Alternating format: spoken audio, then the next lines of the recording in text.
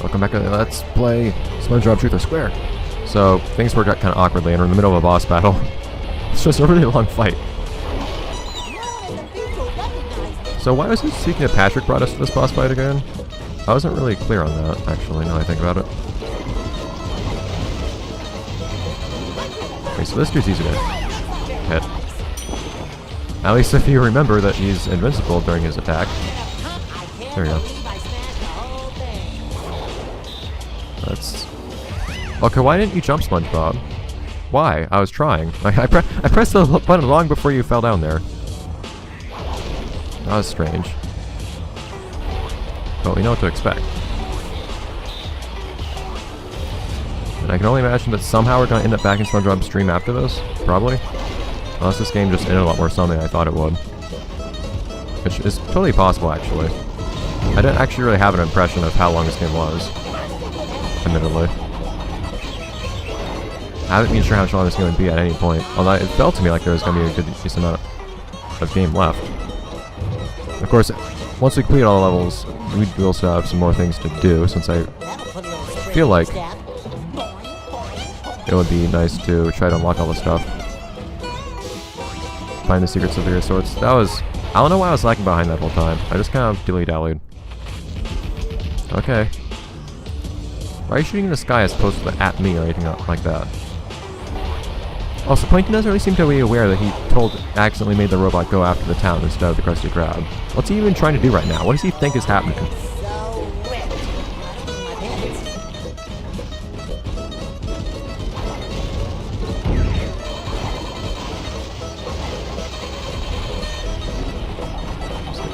Get this guy to attack so I can get him while he's open. Okay. Now then, let's not wait this time. I think probably it just took me a moment to realize that I could actually go into this next building here. And we're actually quite ahead of him. So many reuse signs. Why is the building bouncing underneath me? Am I just that buff? Do I have that much muscle mass? It's weird seeing this one little thing here. This one little chimney or whatever you want to call it. Vent, something, whatever these things are called, that is actually new among all other reused assets in this game. Ah! Come on, man. There you go. A while. Hey! The game clearly shows me not going inside the robot. I still don't know how this is happening.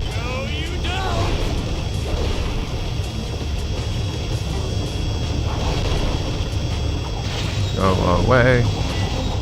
Alright. Or you not. Be careful of a variety of things right now. Okay. More enemies anywhere? No. Actually, I expected more enemies to pop up each time. That's not what happened. At least we can actually finish with buffness this time. Off we go. Even though it totally removes the atmosphere of this being kind of dramatic and whatnot. I've always wondered, so do you get a bigger boost in your platforming abilities with the propeller if you're buff? Well, it makes sense if it didn't, but it also kind of makes sense if it did. It would probably make sequence breaks not possible if it did, so I imagine not. For some reason, it just feels like a bigger propeller should make that happen.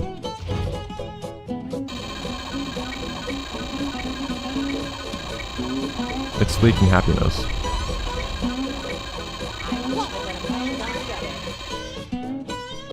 Okay, cool.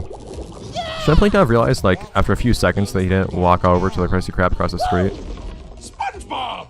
What is this? Some kind of mutiny? Why aren't you flipping patties for the big celebration? Time is money! Why is your nose red? Is this supposed to be brown? Trapped inside Plankton's evil machine, and there was no bathroom in there. Yeah, there was. I just opened it. About that? Well, Mr. Krabs, a funny story. I thought I lost the secret formula. Lost the secret formula? I told Formula. You to put it in the This guy does not know Mr. This is a Krabs. mutiny. don't worry, Mr. Krabs. I said I thought I lost the secret formula, but I didn't. I did put it in the safe. Oh no, whose nose is brown? Okay, I appreciate this. I don't know why we need captions for them for that, I was 100% sure. but I appreciate the car. Oh, Mr. Krabs. I feel dizzy. I can't breathe. I can't feel my legs. Oh, wait. Here it is. Ah! It was in my back pocket the whole time. Numbers? Hey, that's me lottery ticket. Okay, there we go. Oops. I guess I never gave you the formula after all. Will Mr. Krabs be the guy to gamble? Ah, here it is. It was in know if he my would be. back pocket the whole time. It has the risk of losing money. Why would he do that? 10 years of frustration. 10 long years of chasing after that formula. I almost had it that time, too. Oh, the anguish. The humiliation. Ah! Well, I'll try again tomorrow. Bye. Why did bubbles pop up and then it didn't transition? That's kind of weird. So is that actually the end? That was really sudden. Credits. Okay, that was... the ending completely snuck up on me. I had no expectation of that happening. That was weird. Also, yay! It's probably my favorite song in Battle for Bikini Bottom. I was actually listening to this yesterday. I just like the Downtown Bikini Bottom music a lot in Battle for Bikini Bottom. I think it's probably the most Spongebob-y song in that game. In any case, so this is being strange. I don't really know if now's the really time to offer my final thoughts yet or not, because I'm not done with the game. But it's weird that this game didn't really have much of a progression in terms of, oh hey, we're getting towards the end of the game now, because I had no idea that we were actually at the end of the game. I was like, oh hey, we're actually out of Spongebob Dream World now. That's kind of weird. And then, oh, there's nothing more to do at all. Okay.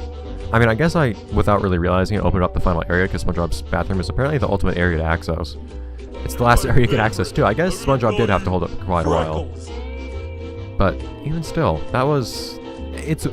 Hey, Doug Lawrence. I never knew that Lawrence was a writer, actually. Tom Kenny, Doug Lawrence. Of course. Who voiced Bob Joles? I've never heard of this dude. Yeah. I never can remember who voices Mr. Krabs. But it's unfortunate they didn't get to have his original voice actor.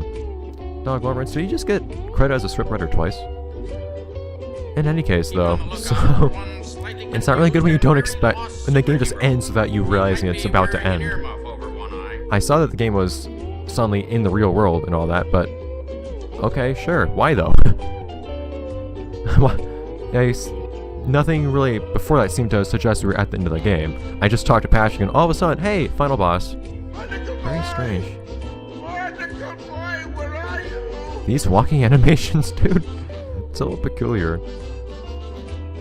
So, I guess I'll try to offer at least some thoughts. As to what I think of this game having reused things, I have mixed feelings, because sometimes it feels like they reused things in a lazy way, or a way that just didn't work well, or a way that they kind of shouldn't have, like reusing that one giant fish creature in Rock Bottom.